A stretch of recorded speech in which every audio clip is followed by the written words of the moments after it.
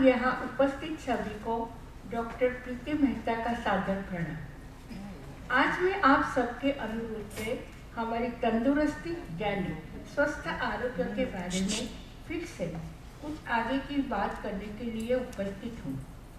पिछली बार हमने आयुर्वेद दृष्टिकोण से ओल्ड एज की बीमारियाँ और उसके निदान के बारे में बात की थी। हमारे जीवन की 3 अवस्थाएं हैं: बचपन, जवानी और बुढ़ापा। हर अवस्था की एक अलग पर्सनालिटी है। उम्र बढ़ने के साथ साथ शरीर और दिमाग में भी चेंज आता है। हमारे शरीर की प्रकृतियाँ भी 3 हैं: वात, पित्त और कफ। इन दोषों की समस्थिति में ही हमारा शरीर स्वस्थ रह सकता है। बचपन में कफजन्य, युवावस्था में पित्तजन्य और बुढ़ापे में वायुजन्य रोग ज्यादातर होते हैं। आरोग्य और आयुर्वेद सिक्के की 2 बाजू है। तबीबी चिकित्सा के मूल में आयुर्वेद भी है, जो हमें स्वस्थ शरीर होने के लिए जरूरी मनोदैहिक, मानसिक और आध्यात्मिक परिबलों की इम्पोर्टेंस दर्शाता है। वर्तमान समय में हरी, बड़ी और करी जैसी लाइफस्टाइल से ऐसे ही बहुत सी बीमारियों का आगमन हो जाता है। इसीलिए हमारे चरक ऋषि ने अपने शरीर को रथ दर्शाते हुए कहा है कि प्रत्येक व्यक्ति को स्वयं अपनी रथ की सुरक्षा खुद करनी चाहिए। आइए आज हम अपने जीवन में हर रोज लेते हुए अपने आहार के आयोजन के बारे में कुछ बात करें। सुबह में उठकर खाली पेट करीब अपनी प्रकृति के अनुसार ही 3 से 4 ग्लास थोड़ा सा वार्म वाटर पीना फायदेमंद है। अब हम बात करेंगे सुबह के नाश्ते की। रात के खाने के बाद करीब 8 से 10 घंटे के विराम के बाद शरीर को शक्ति मिले, इसीलिए सुबह का नाश्ता जरूरी है। नाश्ते में दूध, रोटी, खाखरा, उपमा, पोहा जैसी पौष्टिक चीज़ें हम कम ऑयल या कम घी वाली खा सकते हैं। थोड़े से ड्राई फ्रूट भी कभी खा लें तो अच्छा है। अब बात करेंगे दोपहर के भोजन की। इसमें हम लिक्विड चीज़ें जैसे तरह तरह की दाल, सूप, सलाद, ग्रीन सब्जियां, छाछ या लस्सी ले सकते हैं। खाने के साथ या खाने के बाद तुरंत पानी पीने से हमारी पाचन शक्ति, हमारी डाइजेस्ट सिस्टम मंद हो जाती है। इसीलिए लिक्विड चीज़ें भोजन में ज़्यादातर खानी चाहिए। शाम का नाश्ता अगर भूख लगती है तो ही दोपहर या शाम को हम टोस्ट, मैरी बिस्किट, खाखरा, ममरा या ग्रीन सलाद जैसे लाइट नाश्ता कर सकते हैं। रात का भोजन का समय अगर हो सकता है तो रात के सोने के 3 घंटे पहले का रखना चाहिए, जिससे भोजन डाइजेस्ट हो सकता है। रात के खाने में हम लाइट डाइट जैसे कि दाल, चावल, खिचड़ी, सूप, सलाद लेना हमारे लिए फायदेमंद है। और खाने के बाद थोड़ी सी लाइट फिजिकल एक्सरसाइज या वॉक करना चाहिए, जिससे भोजन डाइजेस्ट हो सकता है। खाने के बाद तुरंत टीवी देखने बैठ जाना, कंप्यूटर पर बैठ जाना या तुरंत सो जाना सेहत के लिए अच्छा नहीं है। हमें ऋतु के अनुसार मिलते फ्रेश फ्रूट्स, जूस, सूप, हरी सब्जियां लेनी चाहिए, जिससे हमारे शरीर में रस धातु का सर्कुलेशन अच्छा होता है। हमें ज़्यादा मसालेदार, तीखी, फ्राई चीज़ें कम खानी चाहिए।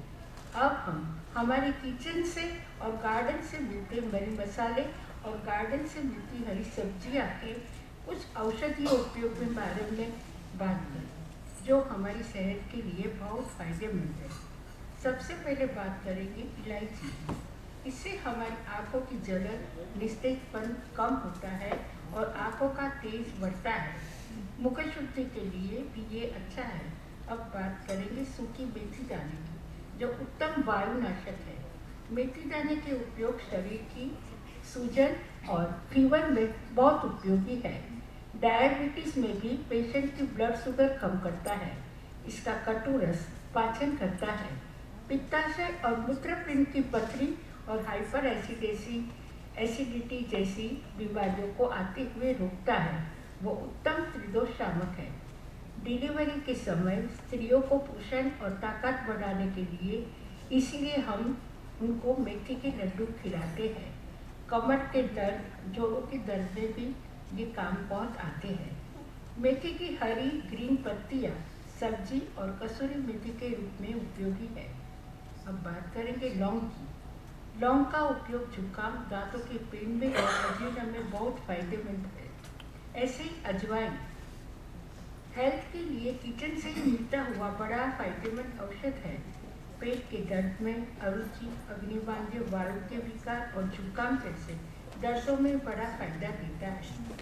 अब चले जीरा की ओर। जीरा स्त्रियों के ब्रदर रोग में साकर के साथ देते हैं। पेट के दर्द में जीरा पाउडर बहुत उपयोगी है। गर्मी के दिनों में छाछ या आम पन्ने में डालकर पीना चाहिए। ऐसे ही एक और किचन का मसाला है काली मिर्च पाउडर। बड़ा औषधीय काम वो करता है। शीत पित्त, सीलस, विषमजन, मंदाग्नि और फीवर में बहुत उपयोगी है। अब बात करेंगे तेज पत्र की, जो कफ पित्त के रोगों में और श्वास, जुकाम, अग्निबान्य जैसी बीमारियों में राहत देता है। दालचीनी वात विकार, पित्त से हुई वॉमिट, सरदर्द, जुकाम और डायरिया में काम आता है। ऐसे ही हल्दी कफजन्य रोग के लिए उत्तम औषधि है। सूखी खांसी, स्किन डिसीज में वो बहुत फायदेमंद है। सौंदर्य बढ़ाने में भी उसका उपयोग किया जा सकता है। इसीलिए शादी के समय हल्दी लगाने का रिवाज है। कभी शायद हम गिर गए और आई चोट आ गई तो उसके ऊपर हल्दी लगाने से खून निकलना तुरंत बंद हो जाता है। डायबिटीज के लिए भी ये उत्तम औषध है। गले के स्वर को भी वो माधुर्य देता है। हरी तक दम, हिचकी में बहुत फायदेमंद है। अम्लपित्त, श्वास रोग और खांसी या जुकाम में, अजीर्ण और मल शुद्धिकरण में भी काम आती है। प्राचीन समय से चली आती वेदकालीन प्रणालीगत आयुर्वेदिक औषधीय पद्धति को ऋषि मुनियों ने सूक्ष्म अवलोकन और वनस्पति के उत्तम औषधीय ज्ञान के औषध के रूप में अपनाने की बात की है, जो हमारे लिए बहुत उपयोगी है। तो सबसे पहले हम बात करेंगे तुलसी की। तुलसी घर के आंगन में उगाए वाले पवित्र और उत्तम वनस्पति जन्य औषधि है। उसकी तासीर गर्म होने से जुकाम, खांसी, श्वास, अरुचि और मुख शुद्धि के लिए ज़्यादातर उपयोगी है। आंगन में तुलसी का पौधा लगाने से, पवित्र एनवायरनमेंट होने से हमारा आरोग्य भी बढ़ता है। अब बात करेंगे आंवले की। आंवला यानी धरती पर का अमरूद, वो अपने रसायन गुणों से भरपूर है। इसमें जीवनीय तत्व बहुत है और विटामिन सी भी ज़्यादा है, जो कफजन्य रोग में ज़्यादातर उपयोगी है। इसमें से बच्चा च्यवनप्राश यौवन बढ़ाता है, ताकत बढ़ाता है और जुकाम, श्वास और जल्दी जैसे जो जल्दी सर्दी आती है और जल्दी बुढ़ापा आता है उसको रोकता है। ये निर्दोष शामक है। इसमें ज़्यादा मात्रा में कैल्शियम, फास्फोरस और आयरन है, जो ऑस्टियोपोरोसिस और जॉइंट्स पेन के लिए उपयोगी है। हेयर फॉल में भी काम करता है।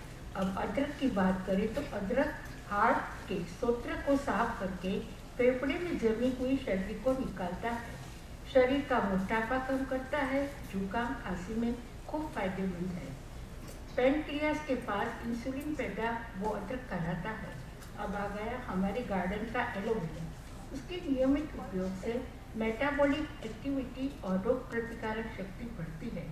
शरीर में गिर जाने से यदि चोट आ गई तो वो घाव में हुए बैक्टीरिया को दूर करने में मदद करता है। ब्लड प्रेशर और हार्ट समस्या में भी ये फायदा देता है। एलोवेरा जेल एक उत्तम दर्द शामक जेल है। पुदीन हरा भी हमारे आंगन का उपयोगी औषध है, जो स्टमक के रोगों, अजीर्ण, अग्निबान्य में खूब फायदा देता है। अब बात करेंगे नीम के पेड़ की। आयुर्वेद दृष्टिकोण से वसंत ऋतु संधि का समय है। ठंड के मौसम में शरीर में जमा हुआ कफ वसंत ऋतु में पिघलता है, जिसके कारण स्किन डिसीज ज़्यादा होते हैं। इसमें नीम के पत्ते और उसके फूलों का रस में शहद, काली मिर्च पाउडर मिलाने के बाद पीना आरोग्यप्रद है। नीम जंतुघ्न होने से अनाज के संग्रह में या रेशमी कपड़ों के जंतु से बचाने के लिए काम आता है। ऐसे ही सौंठ, गुड़, हनी, सरसों जैसे किचन से मिलते बहुत से औषधीय तत्वों के बारे में और उसमें क्या अनुपान लिया जा सकता है, इसके बारे में ज़्यादातर होने वाले हेयर फॉल्स, स्किन कैर, मोटापा जैसी बीमारियों के आयुर्वेद उपाय के बारे में अगर मुझे मौका मिला तो हम फिर से जरूर बात करेंगे। यही प्रस्तुत घरेलू औषधीय आयुर्वेदिक उपचार आवश्यकता और अपनी प्रकृति के अनुसार रोग की गंभीरता को ध्यान में रखते हुए कोई प्रसिद्ध जानकार वैद्याधिक या डॉक्टर साहब के तबीबी परामर्श के बाद करना जरूरी है। आइए आज हम सब ईश्वर से प्रार्थना करते हैं कि वो हमें ये प्राचीन परंपरागत आयुर्वेदिक चिकित्सा पद्धति को अपनाकर अपना जीवन सुंदर, निरोगी और खुशहाल बनाने की शक्ति प्रदान करें। आज आप सबने मुझे आयुर्वेद और आरोग्य के बारे में थोड़ी सी बात करने का मौका दिया, इसीलिए मैं आप सबकी खूब आभारी हूँ। शुक्रिया, प्रणाम।